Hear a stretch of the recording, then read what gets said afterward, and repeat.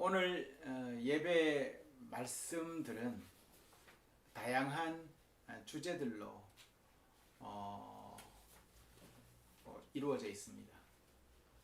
그런데 그 모든 것들 가운데 통일된 한 가지 주제가 있는데 그것은 구원과 관련된 이야기다라는 것입니다. 예수님께서 비유 속에 재판관과 과부 두 사람을 등장시키십니다.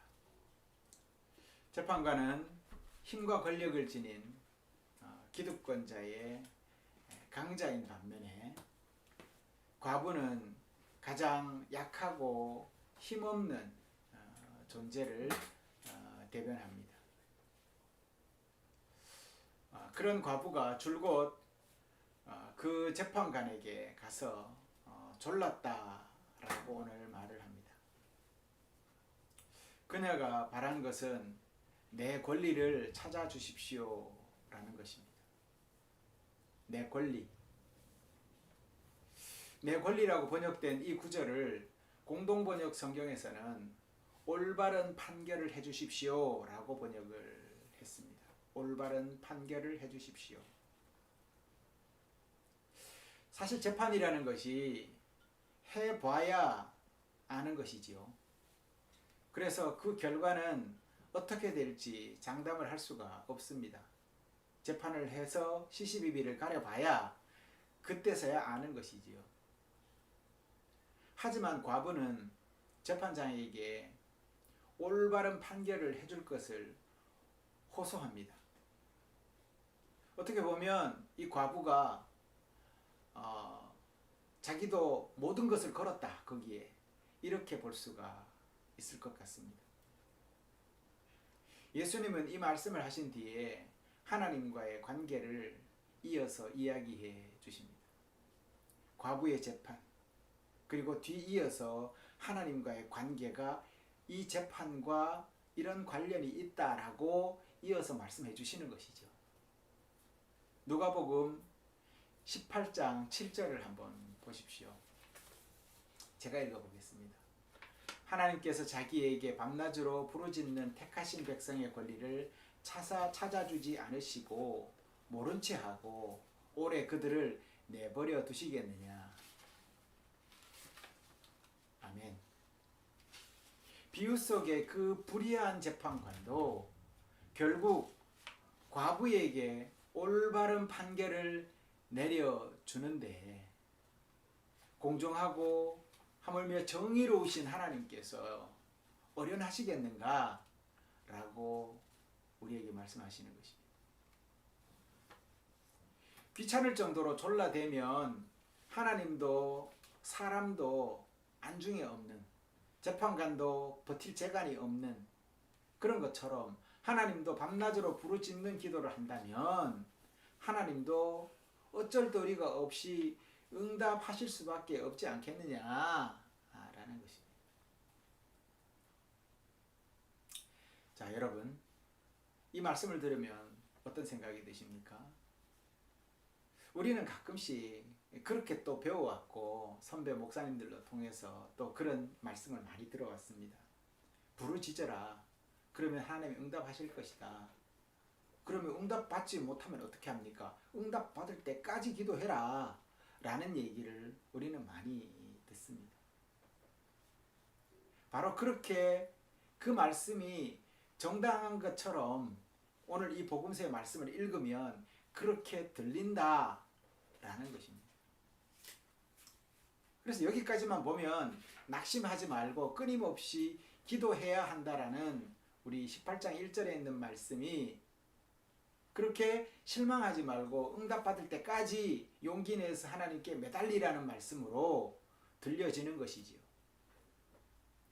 이 말이 옳은 말일까요? 틀린 말일까요? 참말입니다. 그리고 참말로 받아들이셔야 됩니다. 이 말이 틀린 말이 아닌 것은 기도는 하나님이 응답하실 때까지 기도하라는 뭇 선배 목사님들의 말씀처럼 우리 또 동료 기도자들의 이야기처럼 그것이 틀리지 않기 때문에 그렇다라는 것이죠. 그런데 잠시 이 내 권리를 올바른 판결을 해달라는 이 말씀에 좀 더 머물러 보면 조금은 우리 생각을 바꿀 그러한 계기가 만들어진다라는 것이죠. 우리가 기도를 할 때 바라는 것을 들어주시라고 기도를 해요. 아니 들어주시지 않을 것 같으면 뭐하러 기도를 하겠습니까, 여러분? 그렇지 않습니까? 여러분의 필요를 하나님께 앞에 아뢰는 것, 그것도 간절히 아뢰는 것, 이것은 굉장히 중요한 일입니다. 그렇게 기도를 하지요.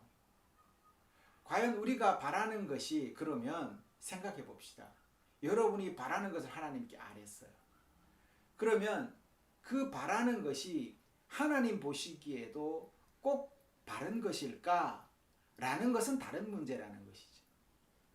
내가 이렇게 해주시는 것이 나에게 올바른 판결이고 바른 것입니다, 하나님. 그러니 꼭 들어주십시오라고 우리는 기도를 해요.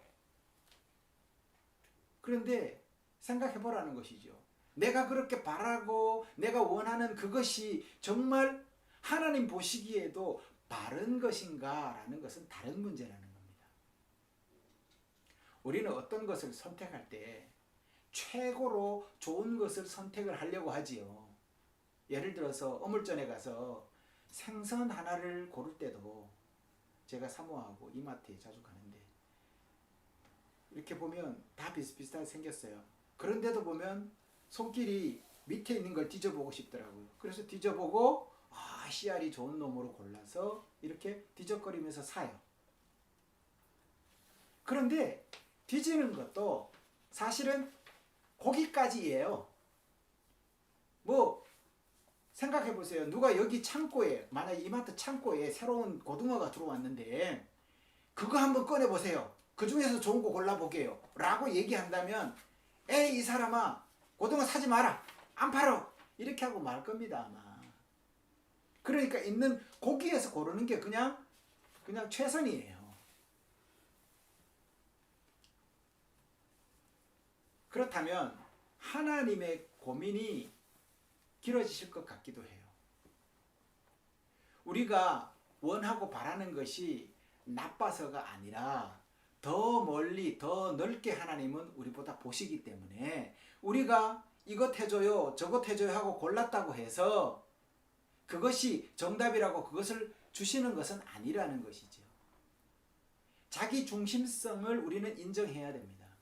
사람은 항상 자기에게 유리한 것, 좋은 것을 선택하는 중심성을 갖고 있어요.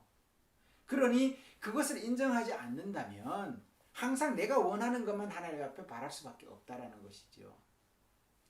내가 바라는 것이 하나님이 바라는 것이라고 말할 수 없을 것이다 라는 것입니다. 그저 그 전시대에 나와 있는 고등어 중에 골라서 그 중에 괜찮은 놈으로 고를 뿐이죠. 이처럼 우리는 한계를 지니고 있습니다. 정말로 제일 좋은 생선을 고르는 방법을 제가 한번 가르쳐 드리겠습니다. 제일 좋은 생선을 고르는 방법입니다. 만약에 여러분이 가장 좋은 생선을 고르려면 어떤 생선이 가장 좋을까요? 등푸른 생선 가운데 눈이 아주 싱싱해야겠죠. 눈탱이가 맛이 가면 그 고등어는 맛이 없어요. 골라야 됩니다. 그러면 그런 고등어를 찾으려고 둘러봐야 되겠죠. 그렇죠? 그러려면 전 세계에 생선 시장에 고등어가 어디에 있는지, 그 생선 시장에 어떤 고등어들이 있는지를 내가 모든 정보를 갖고 있다라는 가정을 해야 돼요. 그렇죠? 그리고 그 중에 가장 좋은 생선이 있는 곳을 내가 알고 있어야 돼요. 그 다음에야 어떻게 합니까? 그 생선의 가격이 가장 싼 것이 어느 시장에 있는지를 또 알아야 돼요. 미국인가? 중국인가? 일본인가? 뉴질랜드인가? 베트남인가? 전 세계 생선 가게의 가격을 모두 알고 있다라는 전제가 거기에 깔려 있어요. 그 중에 가장 싼, 가장 좋은 생선을 구할 수가 있을 때라야 내가 제일 좋은 생선을 내가 골랐네, 제일 좋은 것을 선택했네 라고 할 수가 있을 거예요. 이런 일은 불가능합니다. 이것을 우리는 합리성의 문제라고 얘기를 하는 것입니다. 이처럼 우리가 합리적인 결정을 한다라고 하지만 또 그렇게 하기 위해서는 우리는 모든 선택 조건과 관련된 지식과 정보를 갖고 있다라는 전제를 달고 그 말을 한다라는 것이죠.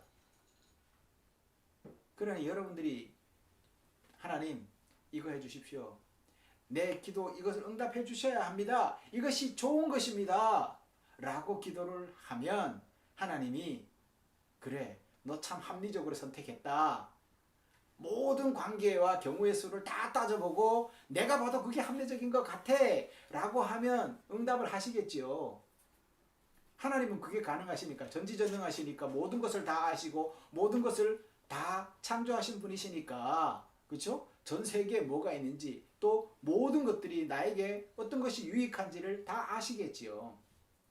그러니 하나님은 합리적인 선택을 하실 수 있는 분이세요. 그런데 우리는 그게 됩니까? 안 되지 않습니까? 그러니 합리적인 선택은 애초부터 우리는 불가능한 존재다. 그러니 우리가 하나님 앞에 떼쓰고 기도하고 요구하는 것들이 하나님 보시기에는 정답이 아닐 수가 있다라는 것이죠. 그러니 개중에 몇몇 개 중에 마음에 드는 그래서 매대에 나와 있는 고등어 중에 몇 마리를 뒤져보고 눈탱이 막 깐 거 빼고 나머지 한 마리를 이렇게 들고 오면 이 정도면 만족해 라고 우리는 만족한 선택을 하게 된다라는 거예요. 그것을 최적화된 만족형으로 우리가 선택한다. 그래서 모든 결정은 인간이 하는 결정은 개 중에서 내가 알 수 있는 선택할 수 있는 범위 안에서 요 중에서 그래도 괜찮은 거야 라고 선택한다라는 것이죠. 하나님은 그렇게 선택 안 해요. 어떻게 해요? 나에게 가장 좋은 걸 선택해요. 그리고 가장 좋은 것을 응답을 해요. 그런데 그 응답이 내가 원하는 것이 아닐 수가 있는 거예요. 그렇죠. 이런 인간의 기본적인 속성은 죄라기보다가는요, 우리가 죄 때문에 그렇다기보다가는 지극히 인간다움의 한계라고 볼 수가 있어요. 우리가 다 알 수 없는, 그렇죠? 지식적인 한계도 가지고 있고 전지전능하지 못한 그런 한계 때문에 그렇다는 것이죠. 우리는 전지전능하지 않습니다. 오직 전지전능하신 하나님은 완전한 선택과 완전한 결정을 하실 수가 있어요. 그분은 우리가 바라는 것을 완전히 아실까요? 모를까요? 알아요. 저번 주에 저희 아들이 그런 얘기를 하더라고요. 하나님이 다 아시는데 굳이 기도해야 되나요? 이미 아시는데 기도할 필요가 있을까요? 라는 주변의 친구들이 이야기를 하더라는 거예요. 사실 그런 결론이 나올 수도 있지요. 왜? 이미 내 필요를 다 아시는 하나님께서 내 요구를 이미 다 가장 좋은 것으로 들어주시는데 내가 굳이 기도할 필요가 있을까요? 여러분, 기도는 사귐이에요. 여러분, 오랜만에 친구를 만났어요. 그 친구에게 내가 무슨 기묘한 부탁을 하려고 하면 선뜻 말이 떨어집니까? 평소에 사귐이 깊었던 친구라면 자기 어려움을 쉽게 얘기할 수 있겠지요. 그런데 뭐 평생 한 번도 연락 안 하다가 어느 순간에 갑자기 니 내 동창이 돼? 그러면서 이런데 이거 참 내 돈 좀 한 1억 꺼줘. 누가 꺼주겠습니까? 그거를. 하나님도 어떻게 보면 우리는 하나님의 형상을 가졌잖아요. 하나님의 형상을 가졌다라는 것은 우리 본성 자체를 잘 돌아보면 하나님을 알 수가 있다라는 거예요. 결국은 우리가 원하는 것 또한 하나님도 알고 계신 거고 그것을 가장 좋은 것으로 하나님은 그에게 이루어지도록 하나님은 기다리시고 또 바꾸시고 그렇게 해서 그 자리에 이르시도록 한다라는 것이죠. 그래서 하나님은 우리를 항상 꿰뚫어 보시고 계세요. 우리를 아시되 네 머리카락이 몇 개인지까지 다 아신다는 것이죠. 아침마다 머리를 감으면 우리 세면대에는요. 이렇게 머리카락이 이렇게 제법 모여요. 그래서 그것을 집어서 이렇게 버려야 될 정도로 모이더라고요. 누구 머리카락이 빠질까? 가만히 생각해 보면 제 머리더라고요. 머리카락. 대부분 긴 머리카락은 없더라고요. 저희 아내는 머리카락이 잘 안 빠지는 것 같아요. 그렇습니다. 하나님은 이런 것까지도 다 아신다라는 거예요. 진짜로 우리에게 필요하고 유익하고 선이 되는 것이, 도움이 되는 것이 무엇인지를 하나님은 어떻게 아신다고요? 완전하게 아신다라는 겁니다. 그래서 지금 당장 기도한 이 기도의 마음에, 기도가 응답이 이루어지는데 마음에 들지 않는다 하더라도, 그 응답이 마음에 들지 않는다 하더라도 그것을 감당하고 감내해야 됩니다. 내가 원하는 것을 하나님이 응답하지 않았어요. 그렇다고 해서 실망할 필요가 없어요. 기다려야 돼요. 왜? 하나님은 분명히 응답을 하세요. 그리고 지금 기다리심도 응답하지 않으심도 응답인 거예요. 그게 내가 보기에는 최선이 아니야 라고 하시는 것이지요. 그러니 감수하고 기다려야 된다는 겁니다. 실망하고 돌아서지 말아야 됩니다. 이런 것이죠. 우리가 기도를 합니다. 그런데 하나님이 보시기에 바람직하지 않아요. 그래서 하나님이 듣기는 들으시는데 이 기도는 도저히 들어줄 수가, 또 들을 수도 없어서 당장은 들어줄 수 없는 그런 경우라서 응답하지 못하는 경우가 있을 거라는 겁니다. 그렇다고 해도 하나님은 당신 계획을 뒤집지를 않으세요. 응답을 하십니다. 왜냐하면 그분은 진리이시기 때문에 그렇습니다. 바꿀 수가 없어요. 당신은 당신 계획을 바꿀 수가 없어요. 하나님은 가문이설로 그래, 우선 그가 하도 막 투정을 부리니까 그래, 야, 내가 해줄게 이렇게 안 하신다니까요. 가문이설을 안 하세요. 그래서 위로하고 뭐 이런 식으로 이렇게 하지 않으세요. 하나님은 우리를 잘 알고 계십니다. 또 사랑하십니다. 이 사실을 우리가 깨닫게 되기를 하나님은 꾸준히 기다리신다라는 겁니다. 그래서 기도하고 응답받지 못한 이들의 원망과 실망과 비난을 하나님은 어떻게 하실까요? 묵묵히 참으세요. 묵묵히 그러시면서도 그의 요구를 들으세요. 그러면 하나님은 어떤 마음이실까요? 마음이 아프시겠죠. 그래, 네가 그걸로 많이 힘들어하는구나. 하지만 그건 정답이 아니야 라며 아픈 마음으로 안타깝게 보시겠지요. 사실 올바른 판결은 요구한 사람이 그 판결에 만족할 때라야 올바른 판결이잖아요. 그런데 지금 과부가 공동번역 성서에는 그랬다고 하잖아요. 자기 권리를 찾아달라 라고 했잖아요. 그 권리가 충분히 만족할 만큼 회복되어야 그게 응답인 거잖아요. 그런 응답을 어떻게 다 들어줄 수 있을까요? 사람은 욕심이 끝이 없어요. 우리나라에 그 속담도 있잖아요. 전래 동화도 있잖아요. 금도끼 은도끼 있잖아요. 아유, 저기 TV에 그 뭐 슈돌인가 아기들 나와서 하는 프로그램 있잖아요. 김동현이 애기 둘이가 나와서 거기에 출연해서 그 전래 동화 속에 걔들이 이렇게 집어넣었더라고요. 각색을 해서 집어넣었는데 아이들이 이게 선녀와 나무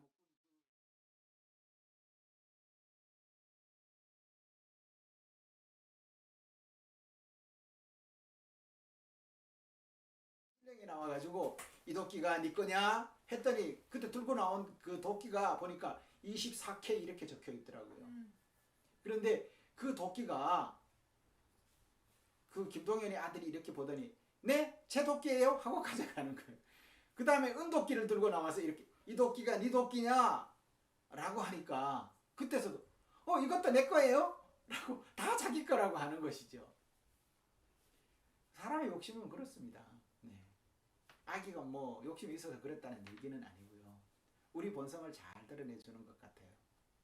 결국은 그래 욕심을 내고 내 것 아닌 것을 내 것이라고 하면 혼난다라고 해서 마지막에 이렇게 가르치는 그런 그 결론으로 끝이 나는 것을 봤습니다. 사실 올바른 판결을 해달라고 요구하고 자기 권리를 찾아달라고 하면 어떤 것이 자기 권리이고 완전히 만족한 권리가 어떤 것인지를 분명하게 자기 자신이 제안을 하고 또 명확하게 그것을 정해놔야 될 텐데 사람은 그렇지 않다는 것이죠. 이렇게 응답을 해주면 그보다 더 큰 것을 요구한다라는 것이죠. 그래서 배보다 배꼽이 더 커지고 결국은 본질이 바뀌게 되고 하나님과의 사귐은 없어져 버리고 그리고 서로 주고받는 관계만 되어버린다라는 것이죠.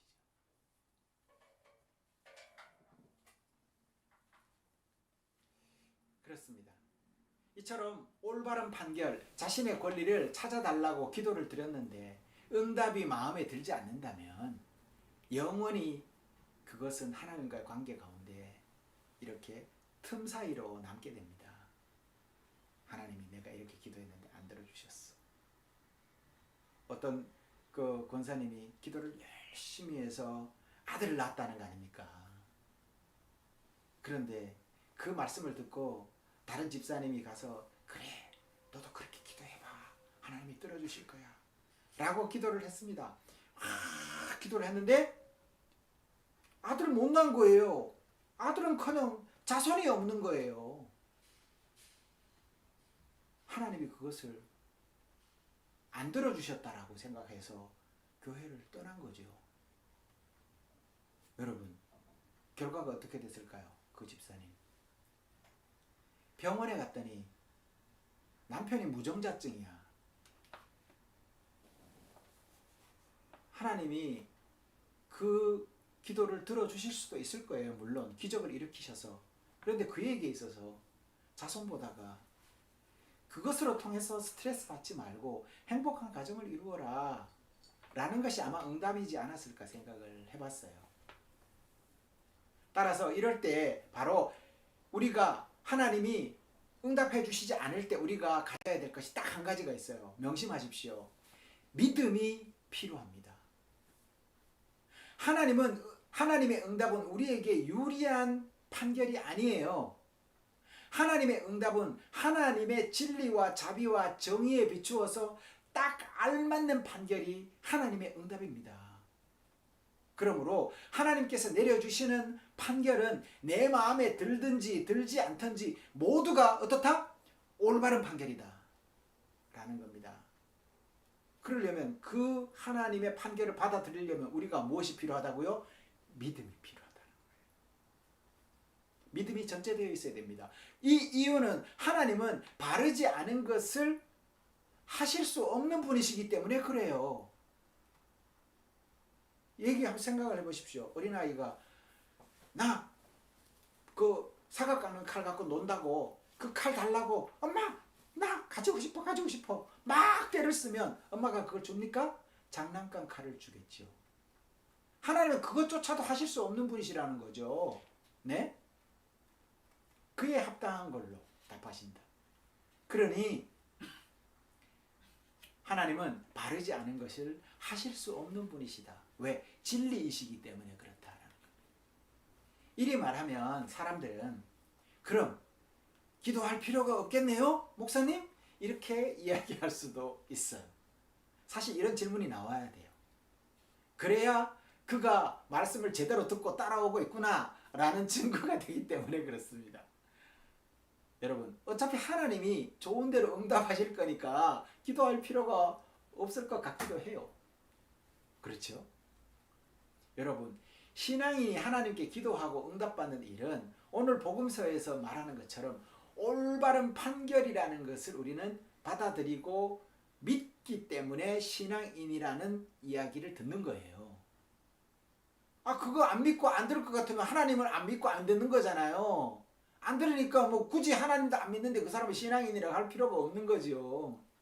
신앙인은 하나님의 뜻을 따르고 그분을 믿는 거잖아요. 믿고 따르는 거잖아요. 그런데 하나님이 응답해 주셨어. 응답 안 하는 응답을 해 주셨네? 그러면 그것을 믿고 따라야 되지요. 그래야 신앙인인 거지요. 우리 기도의 응답이 올바른 판결이라고 인정하는 것은 신앙인이 자포자기하거나 체념하는 것이 아닙니다. 오히려 매우 적극적인 수용이에요. 하나님의 뜻을 그것이 아니라고 하시는군요 라고 적극적으로 그 뜻을 받아들이는 행동이라는 거지요. 그것이 믿음이라는 거예요. 모세가 기도를 왜 안 했겠습니까? 하나님, 내가 이 오랜 세월 애굽에서 그렇게 애쓰다가 이렇게 홍해를 건너가지고 이 눈앞에 이제 가나안이 있어요. 하나님, 나 저기 들어가고 싶어요. 왜 안 들어가고 싶겠습니까? 하나님 앞에 기도했을 거예요. 모세가 들어갔나요? 못 들어갔어요. 그것이 하나님의 정의이기 때문에 못 들어가게 한 거예요. 그리고 모세는 어떻게 했습니까? 오케이, 제가 하나님의 뜻을 믿습니다. 그것을 받아들인 거예요. 그러니 모세가 위대한 거죠. 내 이해가 다 가고 내 이치에 다 맞아서 그걸 따른다면, 아브라함은 전혀 보면 상황에 맞지도 않고 멀쩡하게 잘 살고 있는 곳에서 정말 이 산에서 나무를 뽑아서 저 바다에 심기우라고 하는 그러한 생소한 완전히 변화를 뒤집는, 환경을 완전히 180도 뒤집어 놓는 그러한 상황에서도 그는 믿고 따르잖아요. 하나님의 뜻은요, 그래요. 내 입맛에 맞을 때만 믿는 게 아니에요. 내 입맛에 맞지 않고 다른 응답을 하시더라도 그것을 믿고 따르는 것이 신앙인인 거예요. 그래서 하나님의 뜻을 따르는 이 행동은 매우 적극적인 수용이라고 할 수가 있어요. 당장 우리에게 이익이 되건 그렇지 않건 또 그렇지 않아 보이건 하나님의 응답은 늘 옳아요. 그것을 믿는 것이 신앙인인 거예요. 그래서 예수님은 그러나 이렇게 말씀합니다. 누가복음 18장 8절에 이렇게 말합니다. 그러나 인자가 올 때에 세상에서 믿음을 찾아볼 수 있겠느냐라고 얘기를 해요. 여러분, 그래서 예수님이 마지막에 이 말씀을 하신 거예요. 네. 믿음을 찾아볼 수 있겠느냐. 그 믿음은 어떤 믿음이에요? 하나님이 내가 원하는 바대로 응답하지 않으셔도 믿는 믿음이라는 거예요. 그때 그런 믿음을 찾아볼 수 있겠느냐? 하늘에서 하나님의 아들이 재림하신다라고 말하면 그것을 믿을 수 있겠느냐, 너네들이. 지금 이것도 안 믿는데. 라는 것이죠. 믿음은 중요해요. 그래서 하나님의 뜻은 항상 올바르시고 선하시고 정의롭다라는 것을 우리는 믿어야 돼요. 즉 종말에 대한 말씀이 바로 이렇게 우리에게 계속 기도를 말씀하시면서 이어지고 있는 것을 볼 수가 있습니다. 오늘 복음서는 굉장히 스펙타클해요. 기도에 대한 전반적인 모든 얘기를 그 안에서 다 우리가 묵상할 수가 있어요. 그리고 여기서 잠시 기도 이야기를 하시는 듯 하더니 결론에서는 다시 인자가 올 때에 라고 언급하지 않습니까? 그날에 필요한 것은 믿음이라 이렇게 말씀을 하시는 겁니다. 그러니 우리가 짧은 기도를 올려드린다 하더라도 그것은 뭐와 연결되어 있어요?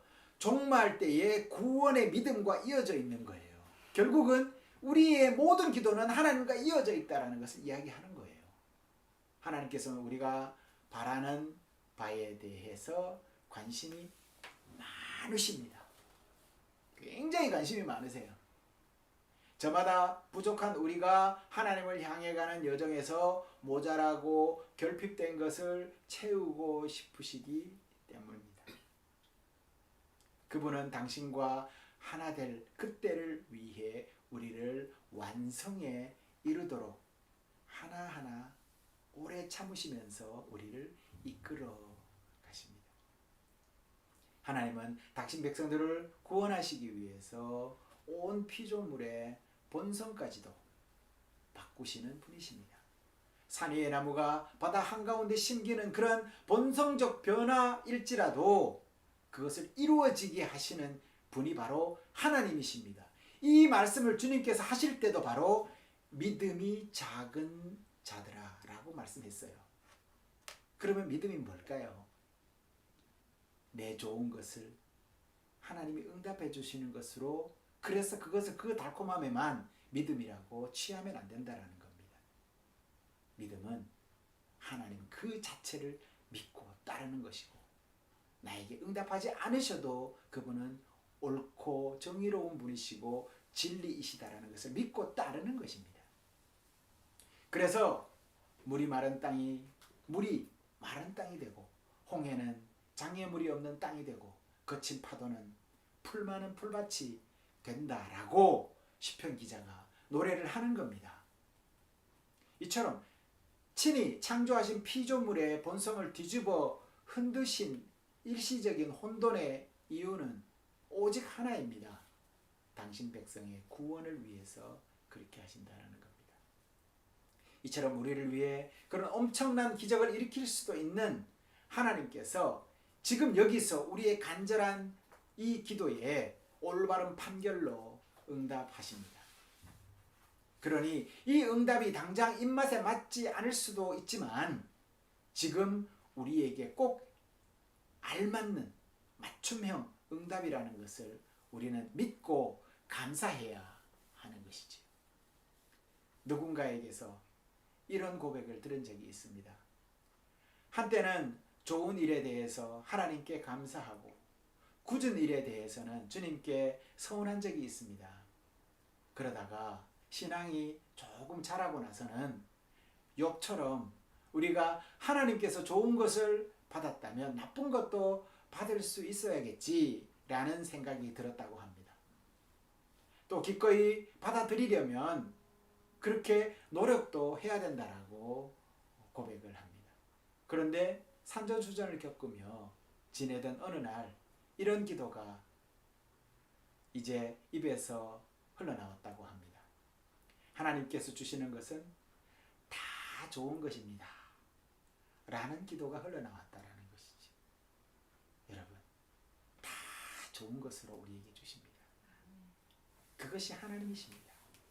인간적인 눈으로 보면 불운이고 고통이고 실패고 징벌 같지만 그분께서 주시는 모든 것은 다 좋은 것입니다. 그분은 좋은 분이시라서 좋은 것밖에는 우리에게 주실 수가 없어요. 이런 믿음으로 주님의 응답을 올바른 판결이라고 인정해 드릴 때 비로소 이 세상에 그분의 진심이 우리를 통해서 세상에 전해질 것입니다. 사람의 아들이 올 때까지 이 믿음을 굳게 믿고 이기는 그러한 이들은 복이 있을 것입니다. 이미 그런 사람은 하나님의 진심이 자기 내면에 통해 있는 것입니다. 그러니 주님 뜻을 한눈에 알아볼 수 있어서 행복할 때 바로 그런 분들이 하나님에게 응답받은 참 응답받은 분들입니다. 그렇게 이미 서로를 너무도 잘 알아서 닮은 꼴이 된 신앙인은 그 존재 자체가 구원 그 자체일 것입니다. 그래서 매일 하나님으로 행복할 것입니다. 한 주간 세상 속에서 하나님 뜻이 내 뜻과 다를지라도 믿음으로 하나님의 진심을 믿고 힘내어서 살아가시는 우리 모든 성도들이 다 되시기를 바랍니다. 하나님은 모든 것을 아시고 사랑만으로 분명히 좋은 것으로 여러분에게 주실 것을 확신합니다. 기도하시겠습니다.